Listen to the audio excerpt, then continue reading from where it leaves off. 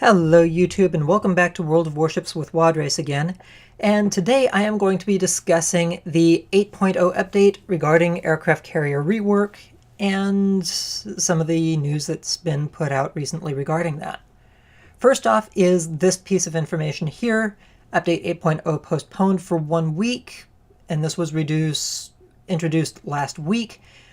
And the reasons given was that the balancing wasn't quite where they wanted it to be, so they wanted to take an extra week, release it on the 30th of this month, and just have a little bit of extra time for testing to make sure that the balance was good.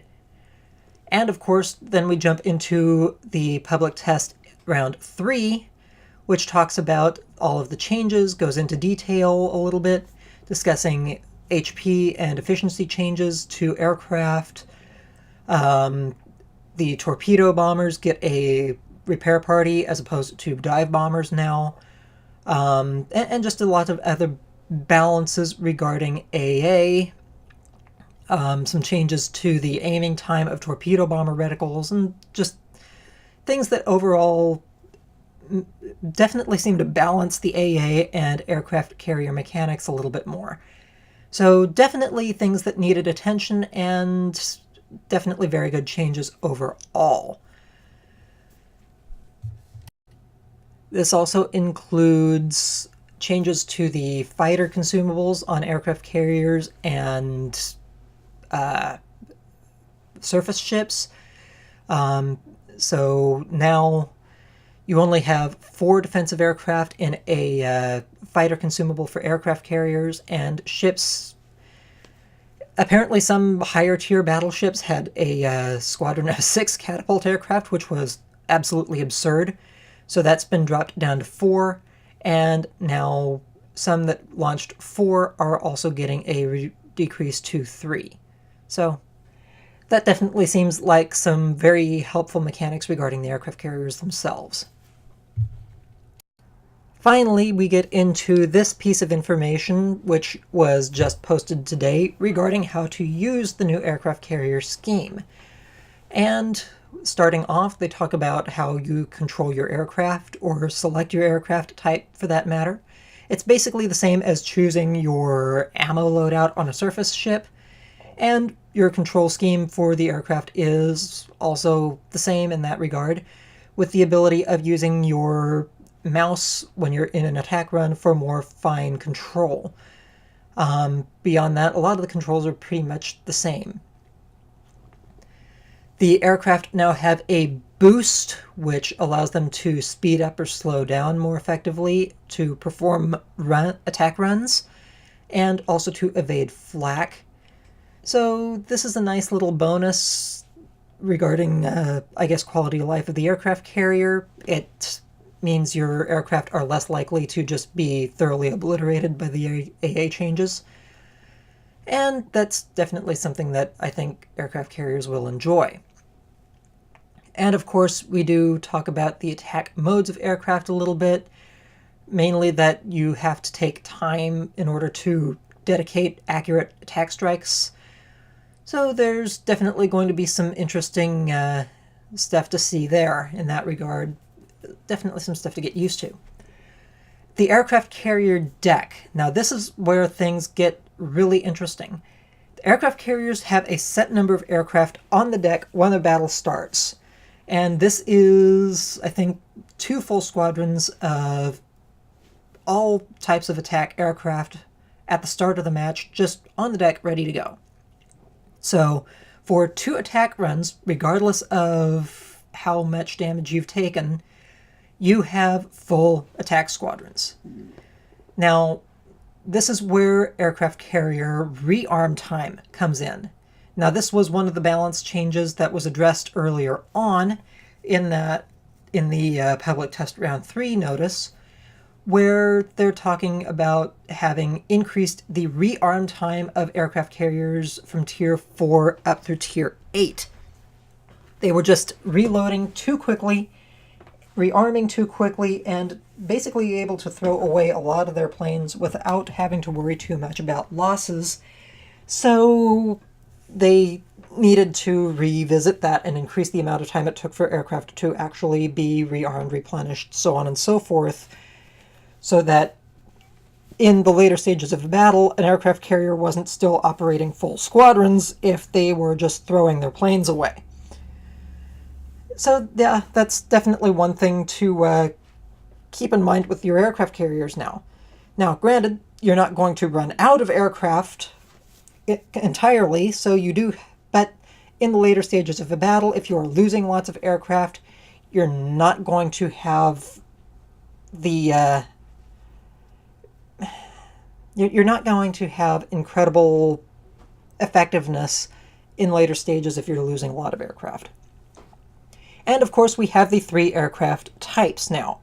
We have attack aircraft, which use ballistic rockets, which are effective primarily against light targets. I'm thinking this is going to be effective most especially against light cruisers and destroyers, and maybe even some heavy cruisers, though that's debatable. And they are, according to the information we're given, they are reasonably accurate attack runs, and they are also capable of setting a substantial number of fires. Now, we also have dive bombers, which are a known quantity in game. U.S. aircraft carriers are getting HE dive bombers, and Japanese aircraft carriers are getting AP dive bombers, which is a little bit of a change from the way their identity is in game right now, where U.S. aircraft carriers have the option of HE or AP, and Japanese aircraft carriers only have HE. So it's going to be interesting to see how that works out overall for both of those identities. But overall, the mechanics are pretty much something everybody's used to. Torpedo bombers, again, this is something everybody's used to in a roundabout sort of way. You do still have an arming time for torpedoes. The torpedo lane it does take time to make sure your torpedoes actually have an accurate drop instead of a widespread drop. But with all options of attack aircraft, you do have quick drops. Just keep in mind that if you do a quick drop, they aren't going to be especially accurate. So that's one thing to keep in mind when you're performing your attack runs. You may choose to do a quick drop if you're under extensive amount of AA and just want to get the hell out of there, or you can choose to actually dedicate time to actually making an accurate strike. That's really the biggest thing to note here, is you have to take into account the amount of time that you dedicate to your attacks, and just you're doing it from the perspective of the attack squadron now. You don't have the overhead view of the RTS anymore, which, depending on how you look at it, it could be either a detriment or a bonus, depending on how things go. As far as the aircraft themselves, you do have a better indicator regarding the health of the aircraft squadrons. You now have color coding depending on how much damage they've taken. And they also have their own unique detectability now.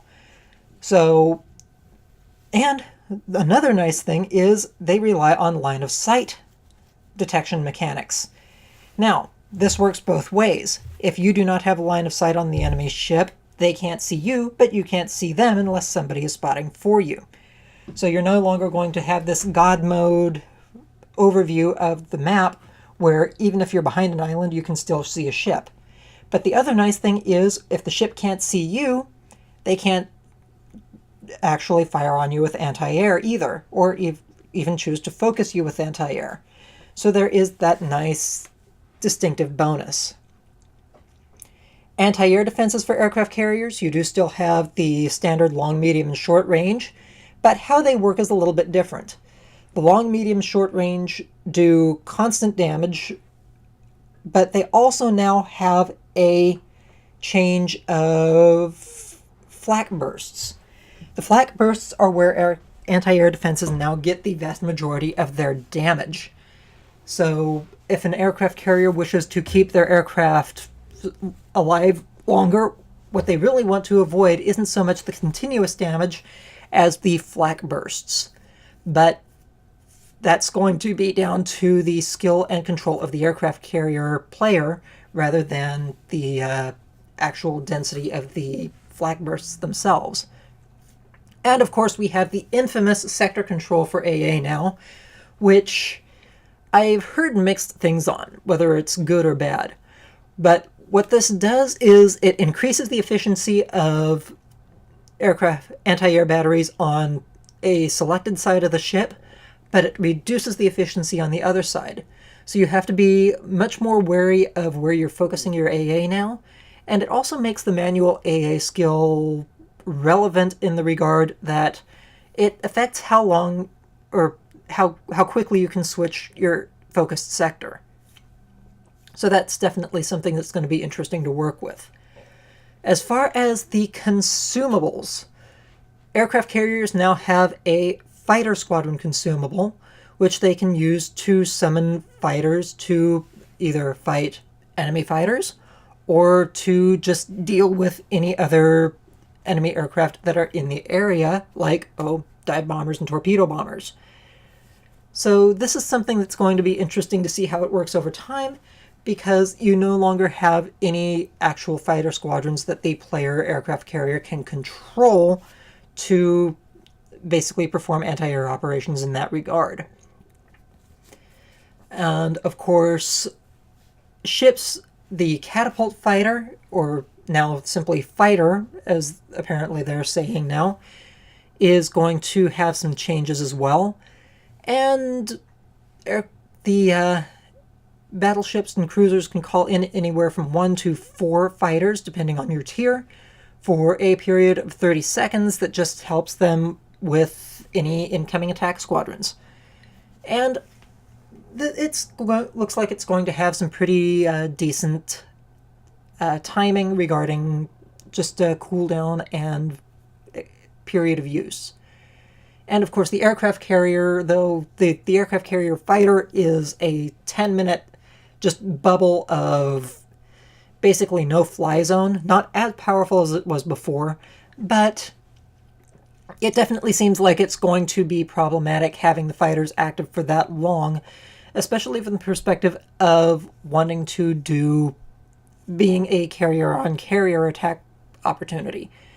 So it's going to be something that players, especially in later stages of a match, are going to have to really keep an eye on.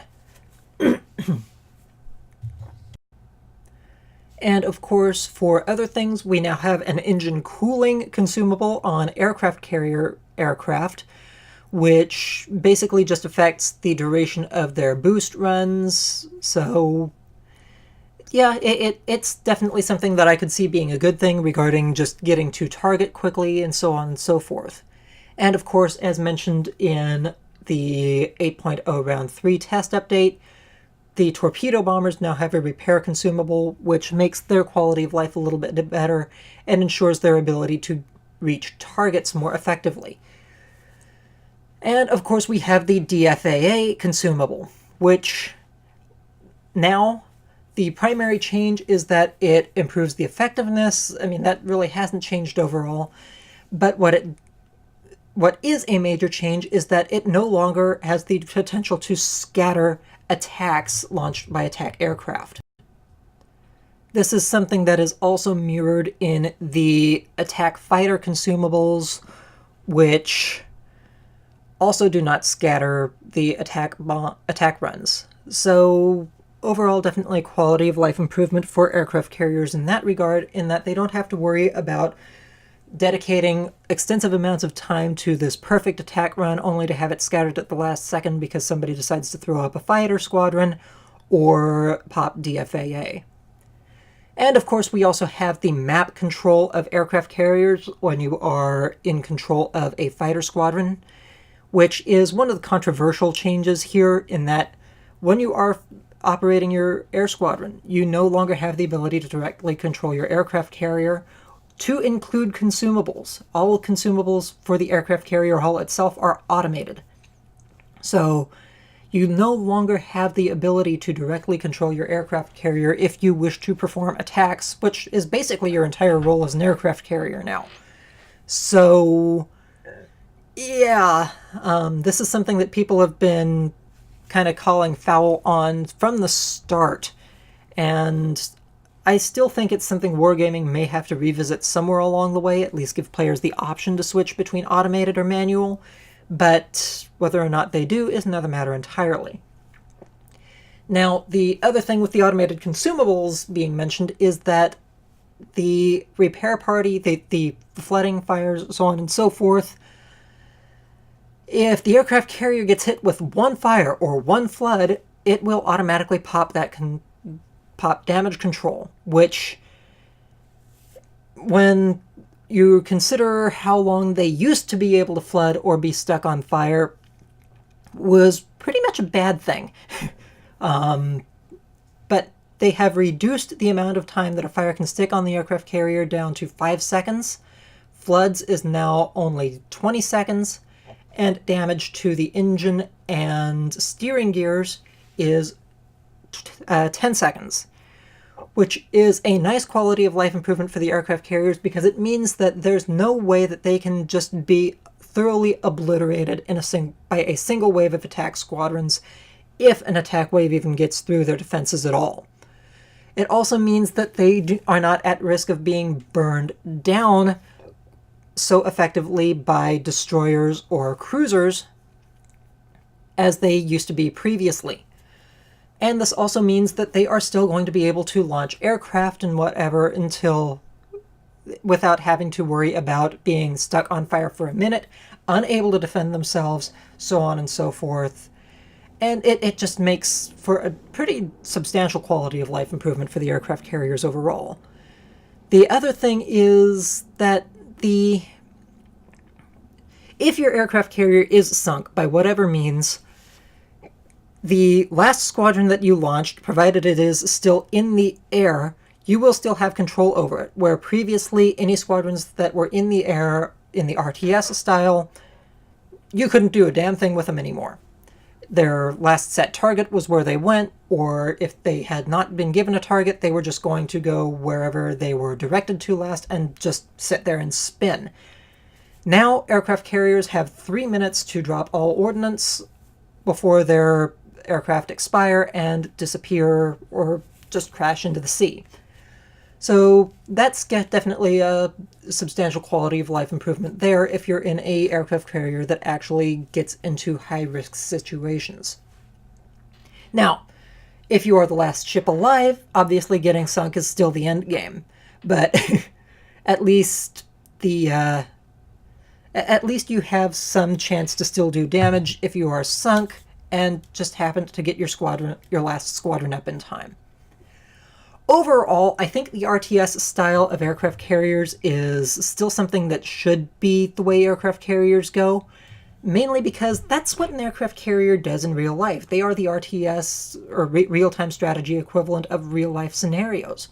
They're directing aircraft squadrons, they're directing their battle group, and so on and so forth, and they're also providing spotting information for their battle group. So having the aircraft carriers switched over to this action-based, solely attack setup, it's something that I disagree with highly, but I will give it a chance for a change, considering some of what I have seen from footage of the public test server round 3. I'm still not a fan of it, mind you, but it's going to be interesting to see how it works out. I have resigned myself to the fact that it's going to come whether I like it or not, and I might as well try to work with it. That's really about all I have to say in that regard. And on this point, I'm going to switch over to a battle I had earlier today in my midway. Probably the best battle I've had in a good while in a CV, to be perfectly honest. And I'm going to talk about a couple of the other things that I've seen, particularly on Twitch streams from Notzer and Farzalith regarding the changes coming to the premium aircraft carriers. The Saipan, the Enterprise, the Kaga, and the Graf Zeppelin. Now, the big concern with the premium aircraft carriers regarding the rework is that these are aircraft carriers that had unique personalities and traits in game with the RTS style, but with everything switching over to the new version with the rework, they're kind of getting changed up quite a bit. The combat style is substantially different, and so their loadouts are having to change dramatically to reflect the rework style and changes. Well, in order to keep their identity, there are some things that are being done a little bit differently. For example, as I mentioned earlier, the US aircraft carrier line, as far as it exists for the tech line, is going to be HE bombs only. The Enterprise's special flavor is going to be that she has AP bombs. Aside from that, she also has the rocket attack planes, which they actually have a wide reticle with a short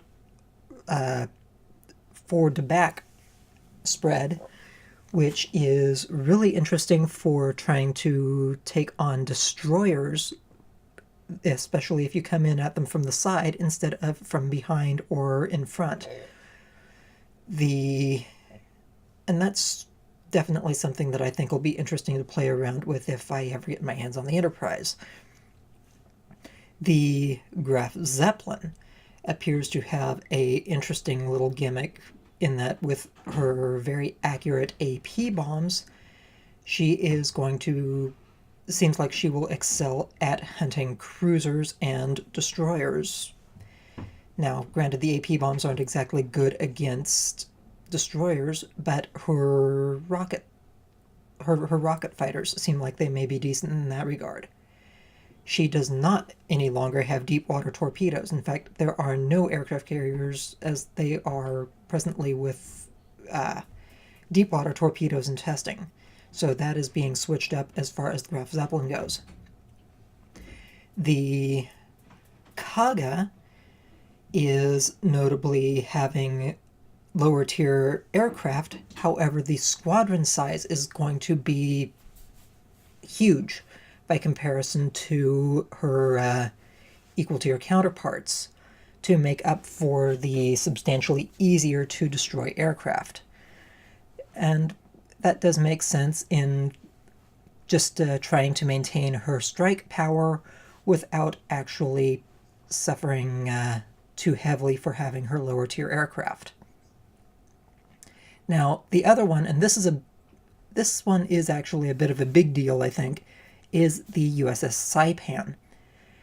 Now, the Saipan, as she exists in-game as a Tier 7, has her special unique little gimmick being that she has aircraft that are Tier 9 aircraft instead of Tier 7s.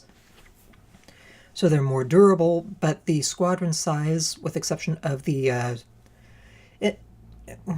and this is where I also have to get into the loadouts a little bit. The loadout differences aren't being transferred over. All squadrons have pretty much the same strike potential. It's not like the Saipan's earlier version where she had one dive bomber squadron that was absolutely massive. Now her dive bomber squadrons are just about the same as everybody else. In fact, they're actually smaller. I think her attack squadrons are 6 planes to a squadron regardless of type. However, because she is being bumped up to Tier 8, and her gimmick was having a 2-tier increase on her aircraft, she is running Tier 10 aircraft at Tier 8. Now, the smaller squadron size does mean that if she gets up-tiered, she will suffer heavily for it because of her smaller squadrons.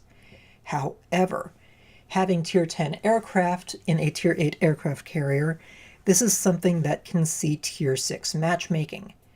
And from what I was seeing in Notzer's Twitch live stream, was when he got lucky and got put into a match with all Tier 6 enemy ships, with exception of the enemy CV, which was a Lexington, he was able to basically just run wild and rampant. The torpedo bombers were able to one-shot a Tier 4 cruiser.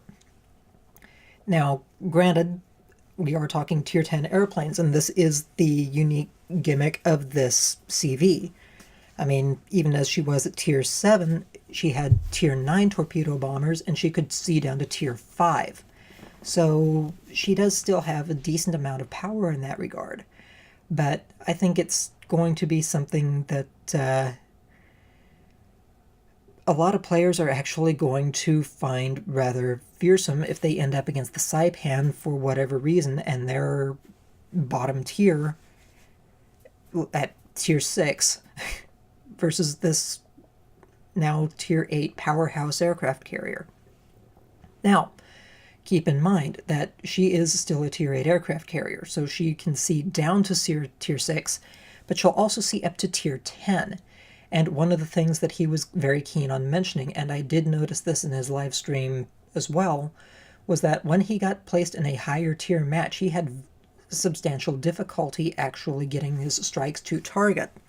Whereas, by comparison, in Tier 6, he was able to basically just do whatever the hell he wanted.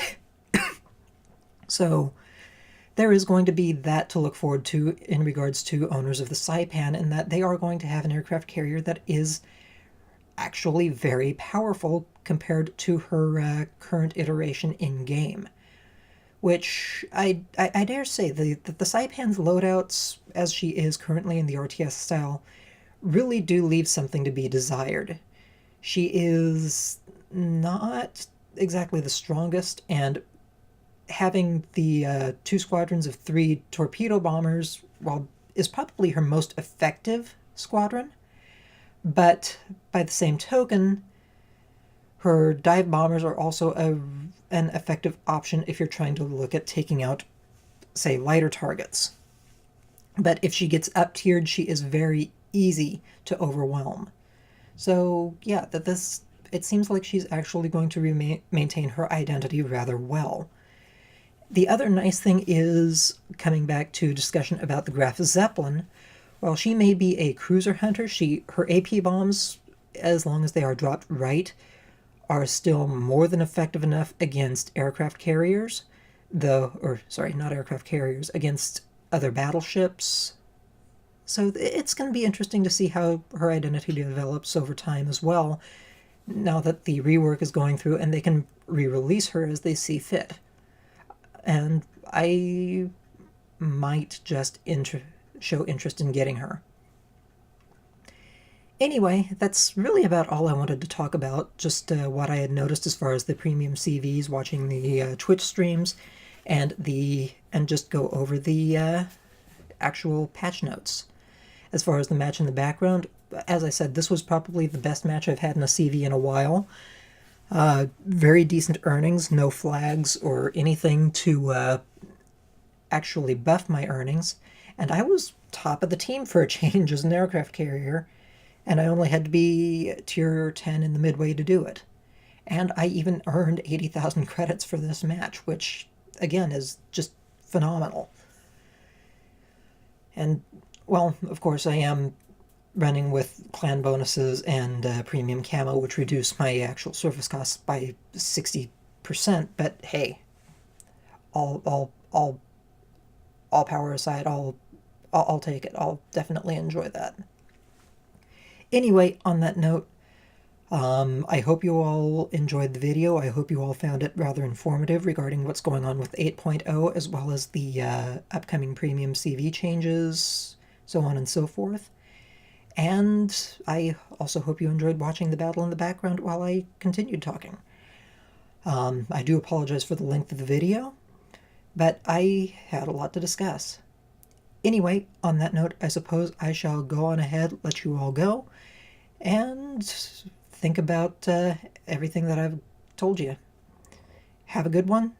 Happy hunting. Stay safe out there, y'all.